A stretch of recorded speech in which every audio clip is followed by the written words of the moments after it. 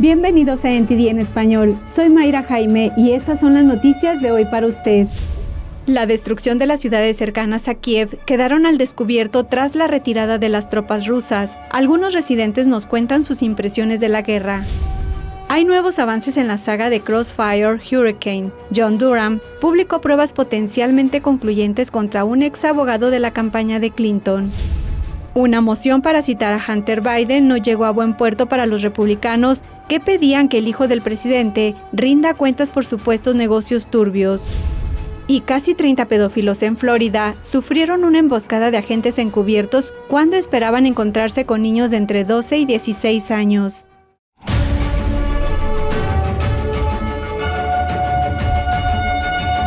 Nuevamente bienvenidos a NTD en español. Nuestro compromiso es traerles las noticias de forma honesta y veraz.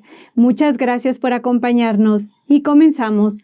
La artillería rusa bombardeó hoy las ciudades ucranianas de Mariupol y Kharkov, mientras Occidente prepara más sanciones contra Moscú.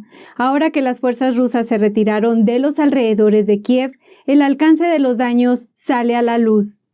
A medida que se intensifica la guerra en Ucrania, hay más imágenes de la enorme destrucción. Esta vez la ciudad de Borodianka se encuentra cerca de Bucha, en las afueras de Kiev. Esta zona fue testigo de intensos tiroteos y ataques aéreos que redujeron muchas partes a escombros. La carretera que va de Kiev a Borodianka está bordeada de pueblos que quedaron muy dañados tras la ocupación rusa. En Bucha, los residentes se abren paso a través de una calle llena de tanques rusos destruidos. Un hombre dice que no salió de su casa mientras las tropas rusas estaban allí.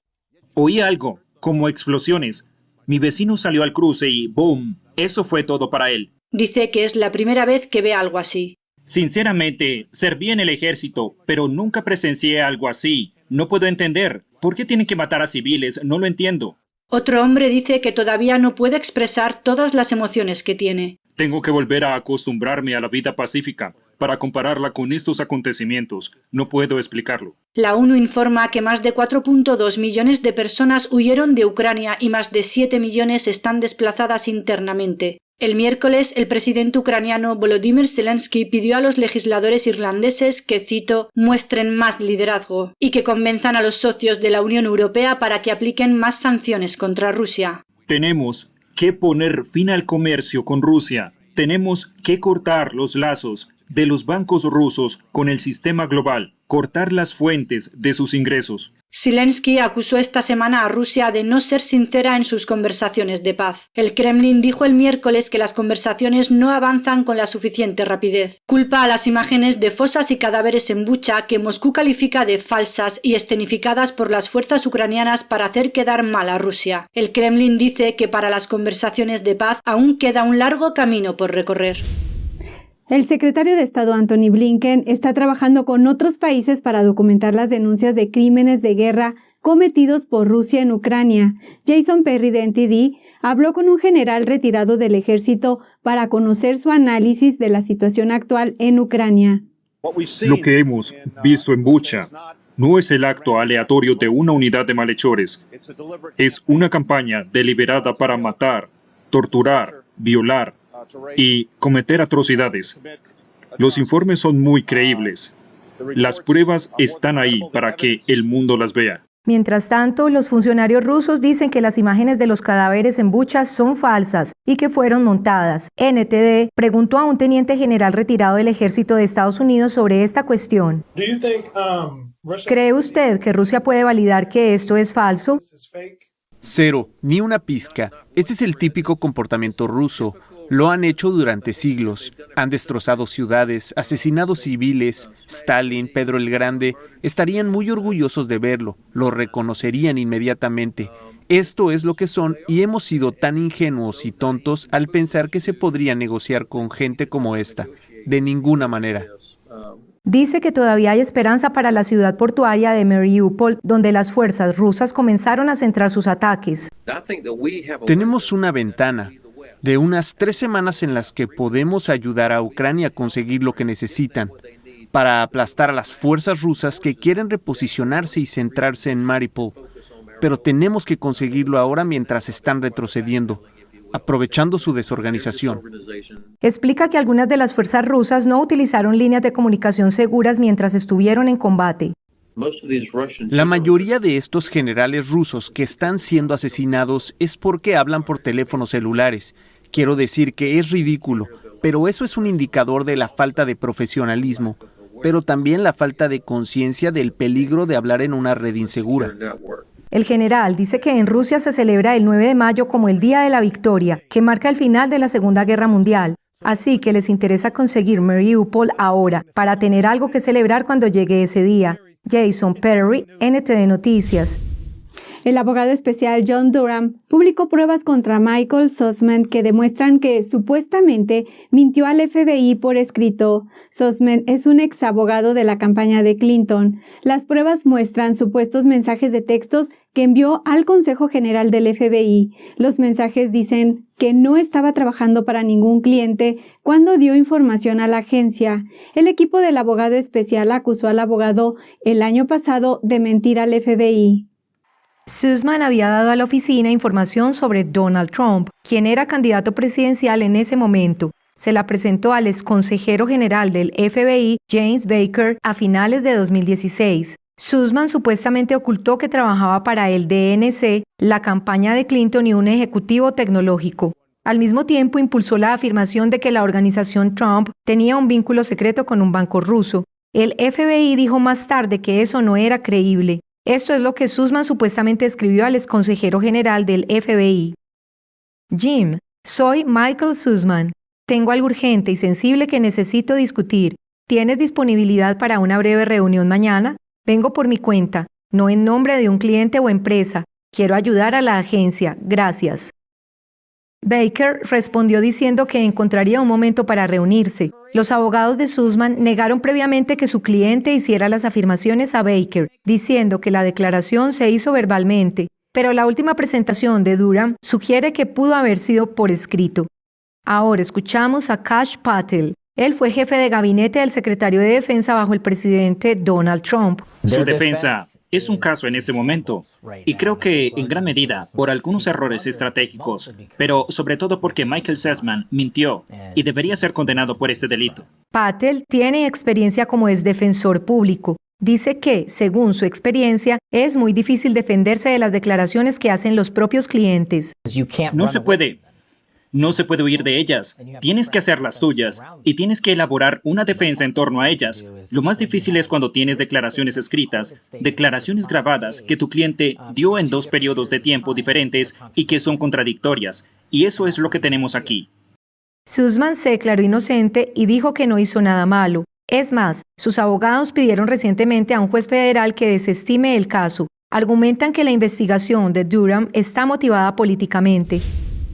Los demócratas del Comité de Supervisión y Reforma de la Cámara de Representantes rechazaron ayer una moción para citar a Hunter Biden. El congresista republicano Andy Biggs solicitó la comparecencia de Biden como testigo en la audiencia del comité sobre la electrificación de los vehículos del Servicio Postal de Estados Unidos. Biggs dijo que presentó la moción para citar al hijo del presidente por lo que llamó su invaluable experiencia en la extracción de cobalto. El congresista razonó: Hunter vendió una mina de cobalto de Estados Unidos a una empresa china. El cobalto es necesario para la producción de coches eléctricos.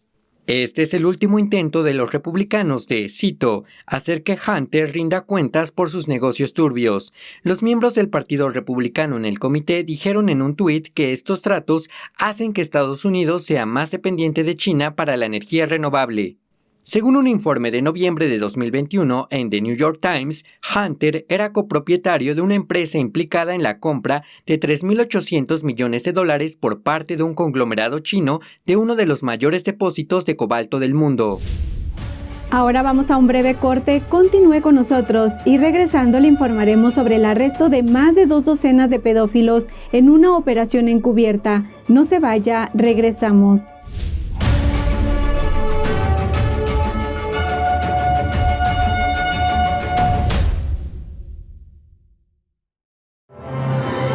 Por fin, la espera ha terminado. Shenyun regresa con un espectáculo completamente nuevo, lleno de belleza, majestuosidad y un poderoso mensaje de esperanza. Descubra la cultura perdida de la antigua China. Descubra la temporada 2021 de Shenyun. Un mundo más maravilloso le espera. Consiga sus boletos hoy.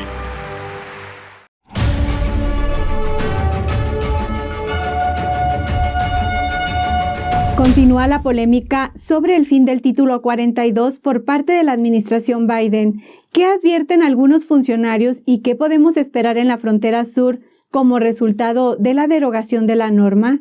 Iris Tao de NTD tiene más información. Está a punto de ponerse mucho peor, mucho peor. Eso dijo ayer el representante Andy Biggs sobre la próxima oleada de inmigrantes en la frontera sur.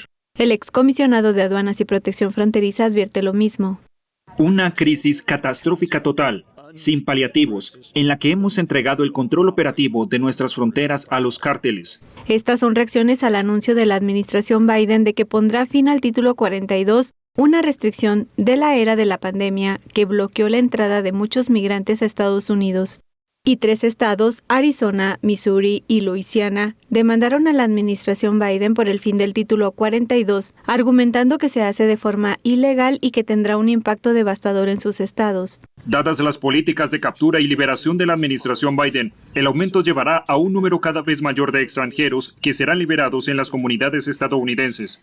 Los grupos de derechos y algunos demócratas han pedido el fin del título 42, calificando sus expulsiones de inhumanas, pero el exdirector del ICE defiende la política. Pues la inmigración bajó un 83%. ¿Cuántas mujeres no fueron violadas? ¿Cuántos niños no se ahogaron? ¿Cuántos estadounidenses no murieron por sobredosis? Mientras tanto, varios demócratas se están uniendo para oponerse a acabar con la norma. Bex dice que más están empezando a reconocer como una frontera insegura e influirá en las próximas elecciones de medio término. Mientras los demócratas miran y dicen que tienen un verdadero desafío electoral en noviembre, al final, saben que los estadounidenses, en particular en mi estado de Arizona, este es un tema de primer o segundo orden. Informando desde Washington, D.C., Iris Tao, NTD Noticias. Funcionarios del condado de Marion, Florida, arrestaron a más de 2 docenas de hombres por buscar sexo con niños o enviar pornografía infantil. Los arrestos se produjeron durante una operación encubierta de 6 días llamada April Fools. En la operación encubierta participaron varias agencias policiales. 19 de los hombres fueron detenidos después de enviarse mensajes con los agentes encubiertos. Los hombres viajaron a lugares del condado de Marion en Florida esperando encontrarse con niños de entre 12 y 16 años para mantener relaciones sexuales, pero en su lugar se encontraron con las fuerzas del orden. En una conferencia de prensa, el alguacil del condado de Marion, Billy Woods, dijo que las autoridades detuvieron a 27 personas como parte de la operación. Woods dijo que uno de los arrestados trabaja como oficial del Departamento Correccional de Florida, otro trabaja en el sistema escolar y otro es hijo de un consejero municipal. El alguacil instó a los padres a estar pendientes de sus hijos y asegurarse que utilicen la tecnología de forma segura. Disney ha desatado la polémica por condenar la nueva ley sobre el derecho de los padres a la educación en Florida. El programa Opinión Pública de The Epoch Times habló con José Castillo, empleado actual de Disney, quien afirma que la empresa cometió un terrible error.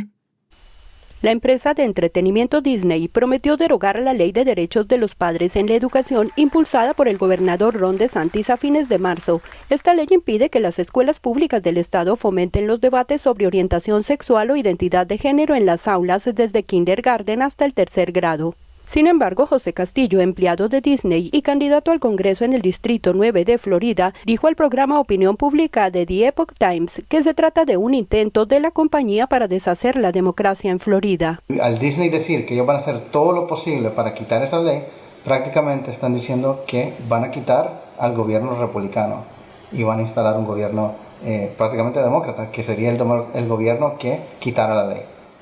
Y ese es un problema porque usted sabe que últimamente, a raíz de la elección anterior, se habla mucho de defender la democracia, ¿no? Defender la democracia, dice la izquierda, y ahora ellos mismos quieren deshacer la democracia.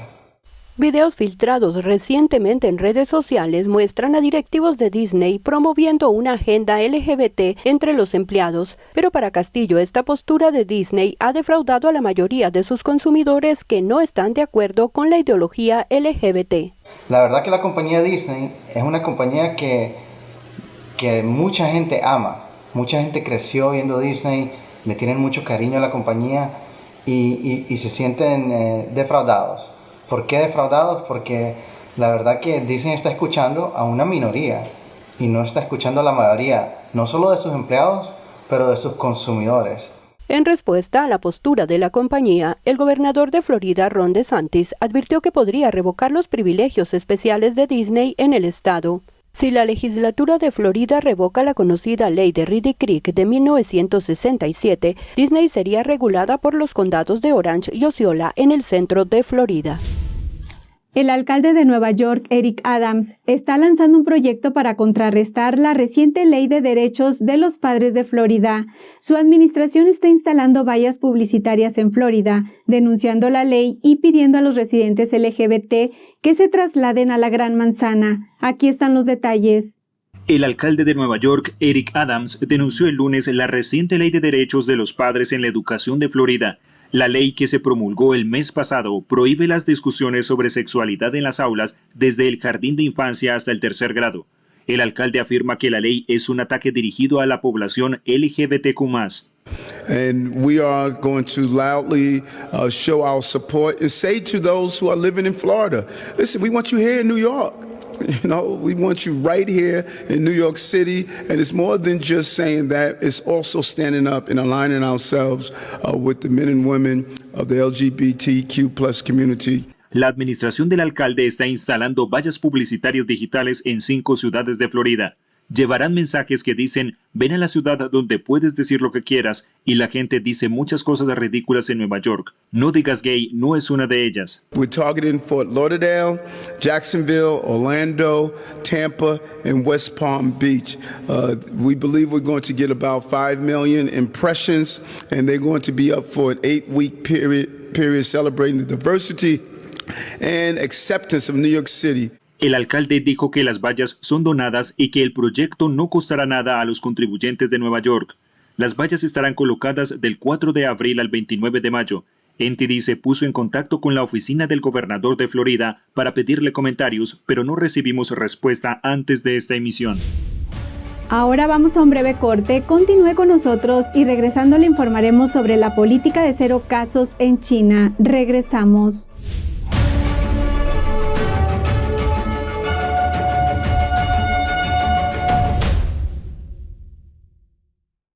Bienvenidos al episodio de hoy, soy Elina Villafañe. Según nuevos informes sobre la efectividad de las vacunas, afirman que... Comencemos hablando sobre las últimas elecciones. Hay investigaciones que confirman que hubo... Varias investigaciones comprueban que el origen del virus es el laboratorio de... Bienvenidos al episodio de hoy, soy Elina Villafañe. No pierda más tiempo, infórmese sin censura desde Epoch TV.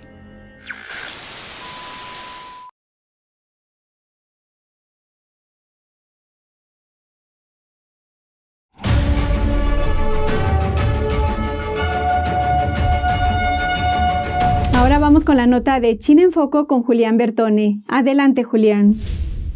Cuando se trata de la estricta política de 0 casos de China y de su ciudad más poblada, los dirigentes del país al parecer lo dejaron claro. Shanghái no puede fallar. El lunes, 40.000 militares y trabajadores médicos llegaron a la ciudad para poner a prueba a sus 26 millones de habitantes. El nuevo plan llega cuando la ciudad informó de más de 9.000 nuevas infecciones el domingo, el mayor recuento diario hasta la fecha. Ahora, ante la rápida propagación del brote en Shanghái, la estricta política de eliminación del virus de Beijing se hace notar en la ciudad. Significa más pruebas, encierros obligatorios y polémicas políticas de aislamiento que separan a bebés de sus padres si dan positivo. Y por si fuera poco, debido a las medidas de confinamiento, los pacientes de otras enfermedades están luchando por vivir debido a la falta de atención médica.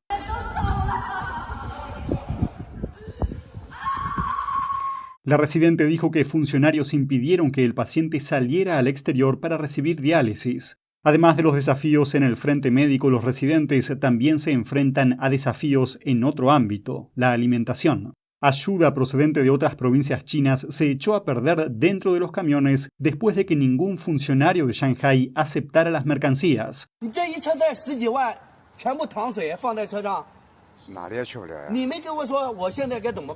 El hombre llegó a Shanghái por la mañana con un camión lleno de verduras procedente de la provincia de Shandong. Dijo a las autoridades de Shanghái por teléfono que venía a ayudar, pero que ahora lo ignoran y que las verduras por valor de unos $20.000 están a punto de pudrirse, y él mismo no tiene comida ni agua. Durante la semana la ciudad se vio sacudida por la disfunción, con residentes encerrados que buscan desesperadamente atención médica y otros suministros básicos. Todos los ciudadanos están lidiando con los elevados costos de las estrictas medidas, pero si los residentes esperaban que las medidas terminaran pronto, una funcionaria visitante desvaneció esas esperanzas. La viceprimera ministra de China, Sun Chunlan, llegó a Shanghái durante el fin de semana. Su llegada dejó pocas dudas sobre la posición de Beijing a la hora de enfrentarse al virus. Sun encabeza los esfuerzos de China para controlar el virus a lo largo de la pandemia. El domingo subrayó que Shanghái debe adherirse a la política china de 0 casos del virus sin ninguna, y cito, vacilación o titubeo. La política china de 0 casos es la estrategia del régimen para erradicar al virus, con pruebas masivas, encierros y aislamientos cada vez que se detecta un caso positivo. Contrasta con muchos países que adoptaron la convivencia con el virus en números bajos, pero se espera que las estrictas medidas contra el virus duren un tiempo en Shanghái. El analista de asuntos de China Tan Xingyuan advierte que la situación puede ser señal de un problema mayor. Este tipo de prevención de pandemias no tiene nada que ver con la ciencia médica, se trata de política. Tan dice básicamente que China está utilizando la crisis para impulsar su estatus internacional.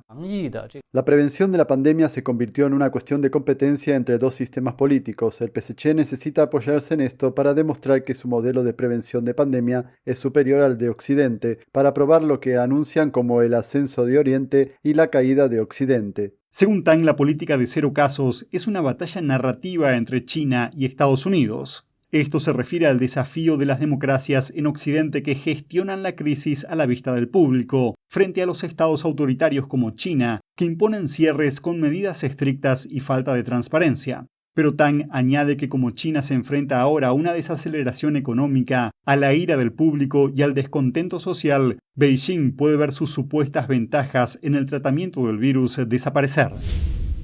La Oficina de Aduanas y Protección Fronteriza, CBP, reportó un nuevo récord de inmigrantes cubanos que llegaron a Estados Unidos en tan solo 5 meses. Tenemos los datos.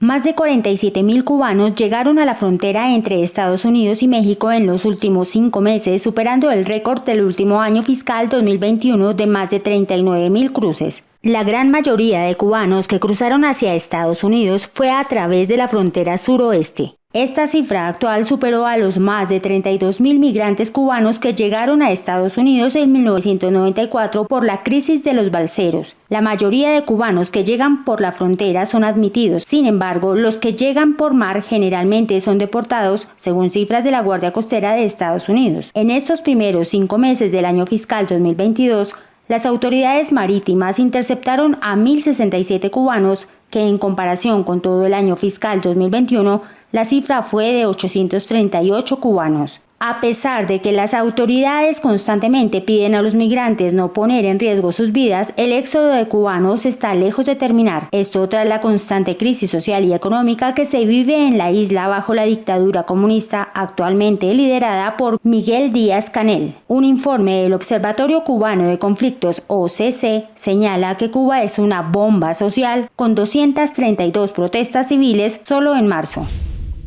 Perú amaneció el martes con un toque de queda impuesto en la capital del país, pero en medio del estallido de protestas por la orden, el presidente Pedro Castillo suspendió la medida 7 horas antes de lo previsto. El lunes por la noche, el presidente Pedro Castillo decretó un estado de emergencia para Lima y Callao para prevenir el vandalismo ocasionado por el alza de los precios de la gasolina. La orden se aplicaba hasta las 11:59 de la noche del día martes. Sin embargo, el martes por la tarde el mandatario dejó en efecto la inmovilidad durante una reunión en el Congreso por la tarde. Debo anunciar de que a partir de la fecha, a partir del momento, vamos a dejar sin efecto esta inamovilidad que corresponde llamar a la tranquilidad del pueblo peruano.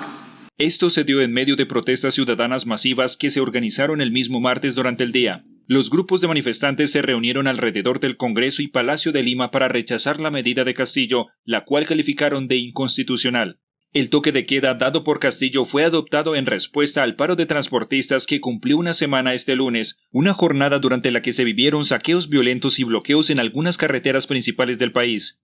Hasta el momento se han reportado 4 personas fallecidas. Sin embargo, la decisión del Ejecutivo fue calificada de inconstitucional por la Defensoría del Pueblo, que remarcó la ausencia de una debida motivación y que la medida fue absolutamente desproporcionada en relación a los hechos de protesta social. La orden también generó el rechazo de los legisladores de oposición y congresistas de izquierda, quienes señalaron que la medida de Castillo era inacatable. La orden afectaba a unos 11 millones de peruanos que habitan en Lima y Callao, de los casi 33 millones que tiene la nación andina.